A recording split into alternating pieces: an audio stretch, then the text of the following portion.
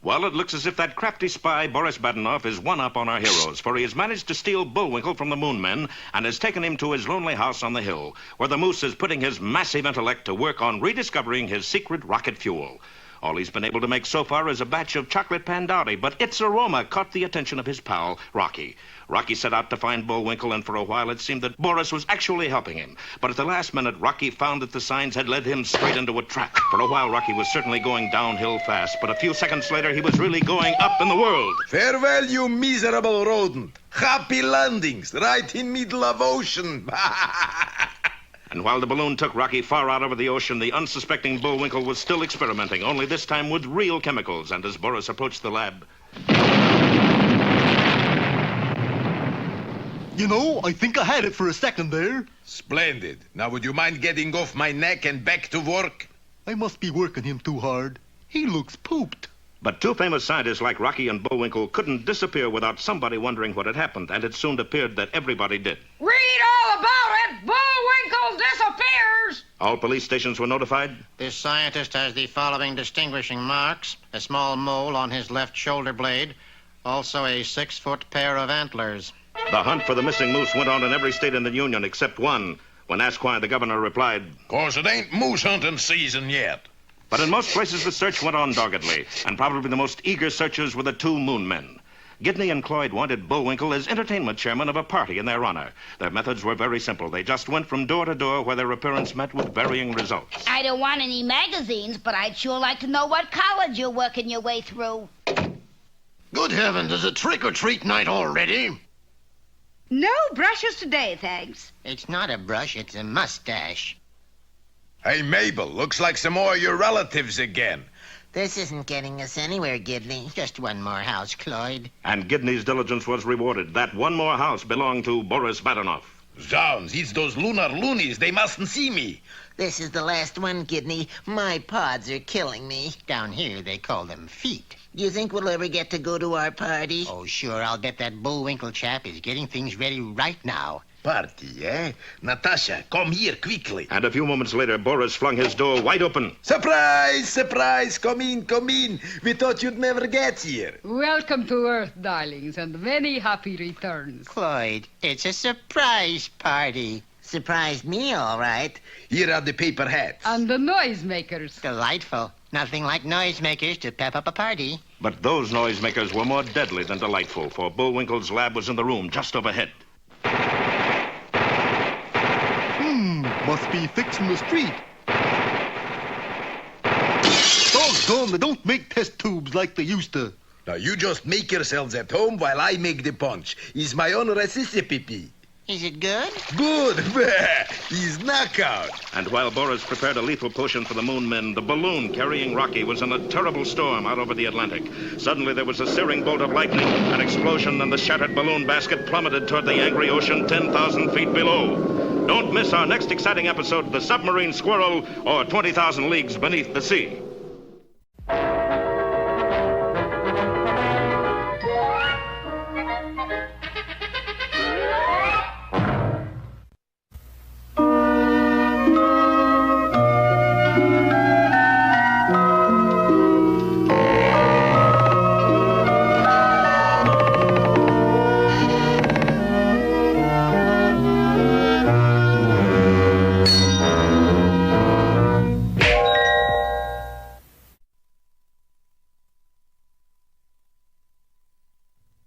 A long, long time ago, more than a year in fact, a little girl lived with her mother in a little house on the edge of a deep wood.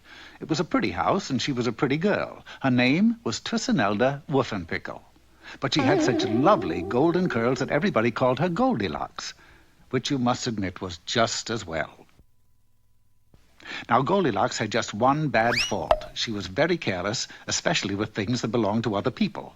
Children who let her play with their toys always wished that they hadn't. One day, Goldilocks decided to take a walk into the deep woods. It was going to be a long walk, so she packed a lunch and borrowed her father's compass to show her the way. And off she went. Well, about 2 sandwiches, a banana, and 4 prunes later, she decided to start back. But the compass now acted very strangely. She started toward what she thought was home, but the first thing you know, she was walking in circles. Only she didn't know it. Look, footprints. If I follow them, I'm bound to get out of these woods eventually. So Goldilocks wearily trudged round and round in the same old circle for hours. Then, alone and scared, she covered herself with a cloak. Well, almost. And shivered her way through the long, cold night. Now, just a little way from where she lay stood an odd-looking house. The home of the Bear family, Papa, Mama, and little Oswald. Breakfast is ready. Looks good. Oh! Oswald, stop shouting. That wasn't me. It was Pop. Why, Bruce Bear. Hot. What? Not what? Hot. It's hot. It's supposed to be hot. Not that doggone hot. Oh, all right. Why don't we take a little walk until it cools off a bit? So the 3 bears set out on their walk, leaving their breakfast on the table. Meanwhile, back at the old oak tree, Goldilocks suddenly woke to a wonderful smell of hot porridge. She followed the smell right to the cottage. There was nobody home, but a little thing like that didn't bother Goldilocks. Oh, joy, breakfast. Oh, that's too hot. I'll put some milk on this one. Oh, wow, that makes it too cold. This one looks just right. And it tasted just right, too, clear to the bottom of the bowl. Then, because she hadn't had much sleep the night before, Goldilocks began to feel tired. Oh, these chairs look good. Oh, dear, this one's much too high. And this one's much too low. But this one is just right. So Goldilocks rocked and rocked in Oswald's tiny chair until one time she rocked just a little too far. But Goldilocks didn't care. After all, it wasn't her chair. Still, she needed a place to rest, so upstairs she went to lie down in one of the beds. Papa's bed looked pretty inviting, but it was too hard. While Mama's bed was much too soft, but little Oswald's bed was, well, you guessed it, just right. So Goldilocks quickly dropped off to sleep just as the bears returned from their walk. I thought I told you to close the door, Oswald. I did. Perhaps somebody's been here while we were gone. Oh? Anybody here? Oh, what the ding-dong! Somebody's been eating my porridge! Somebody's been eating my porridge. Somebody's been eating my porridge and didn't leave spoon one. Look in the other room, Bruce. Somebody's been rocking in my chair! Somebody's been rocking in my chair. Somebody's been rocking in my chair, and were they ever heavy? Bruce, someone's upstairs. Careful now, there may be trouble. Somebody's been sleeping in my bed. Somebody's been sleeping in my bed. Somebody's been sleeping in my bed, and here she is. Oh! Things got pretty frantic then.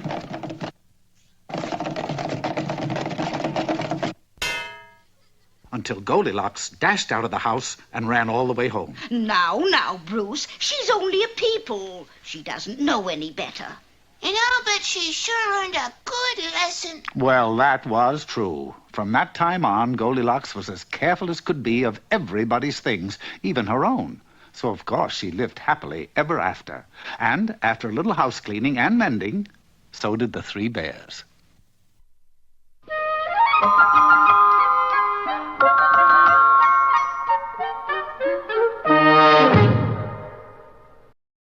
And now for our moment of culture, here's Bullwinkle's Corner. Hello there. The name of today's poem is, Where Go the Boats? Dark brown is the river, golden is the sand. It flows along forever with trees on either hand. Green leaves a-floating, castles on the foam. Boats of mine a-boating, where will all come home? On goes the river, down past the mill.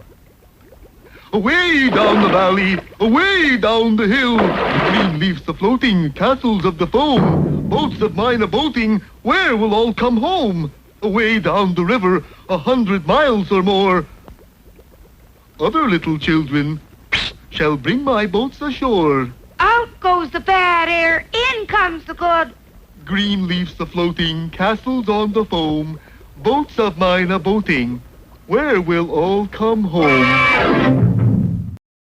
And now... Hey, Rocky, watch me pull a rabbit out of my hat. Again? Nothing up my sleeve. Presto! Ooh, don't know my own strength. Now here's something we hope you'll really like.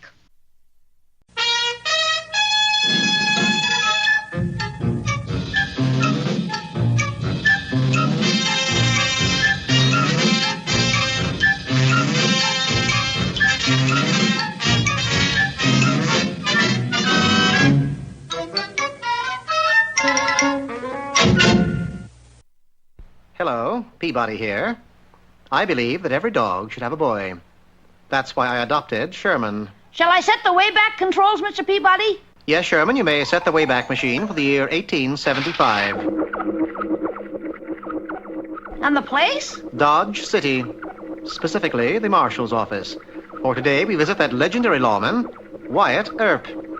In no time at all, Sherman and I were standing before Marshal Earp. His actions rather surprised us. You the fellas with the tiddlywink set? Set it right down there on the table till I finish my sword fighting. On guard there, you varmint. Excuse us, Marshal, but you're mistaking us for someone else. You didn't bring no tiddlywinks? I'm afraid not. Well, then you must have brung a deck of cards. No, sir, we didn't bring any cards either. Obviously, you're quite busy, Marshal, but could you take a moment to explain why you're... Why I'm fencing and going in for tiddlywinks and card games? Precisely. Well, I gotta get ready to capture Ace's Wild, the worst doggone bank robbery in Kansas. You mean you're gonna fight him with a sword? I'll fight him, challenge him at a game of tiddlywinks, or even go fish. But I'm gonna beat him and bring him in. Has the possibility occurred to you that he may wish to fight you with a gun? Well, if he does, then old Wyatt's going to Boot Hill. Don't you have a gun? I got part of one. You see, after every gunfight, I always had a habit of carving a notch on my gun handle. I had so many fights I don't have a handle left. See? Every time I draw, I don't have nothing to grab on to. Why not buy another gun? Or at least a handle? Ain't none around. Them things are scarce out here. You fellas ain't got a gun you can lend me, have you? I'm afraid not. Well, if an Aces don't want to play go fish, I guess I'm a goner. Suddenly, the door opened.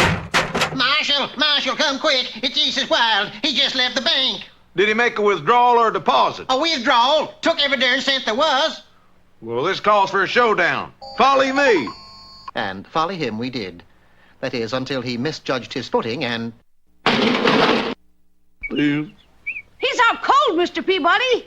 It's just as well, Sherman. Yeah, but who's gonna fight Ace's Wild?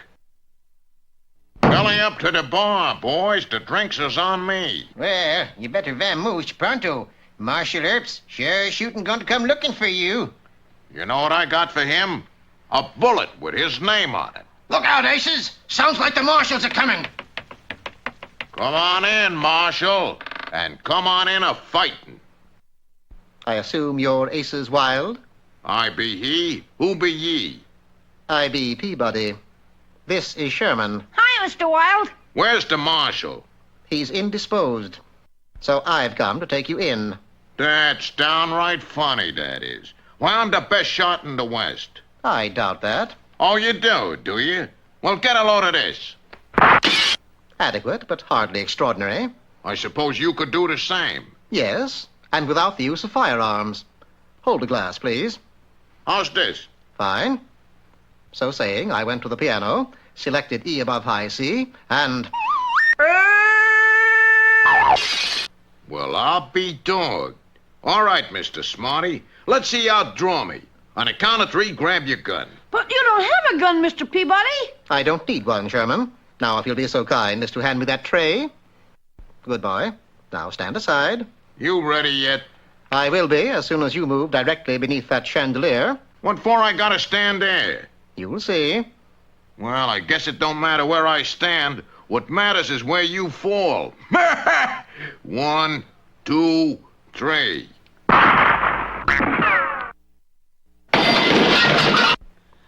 You did it, Mr. Peabody. Of course. Without firing a shot. Naturally.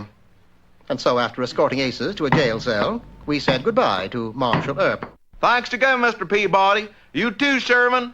Adios! Golly, it sure is puzzling. What is, Sherman? Well, how Wyatt Earp got the reputation for being the fastest draw in the West. Oh, not so puzzling. Wyatt Earp was also an artist, you see, and he really did draw faster than anyone.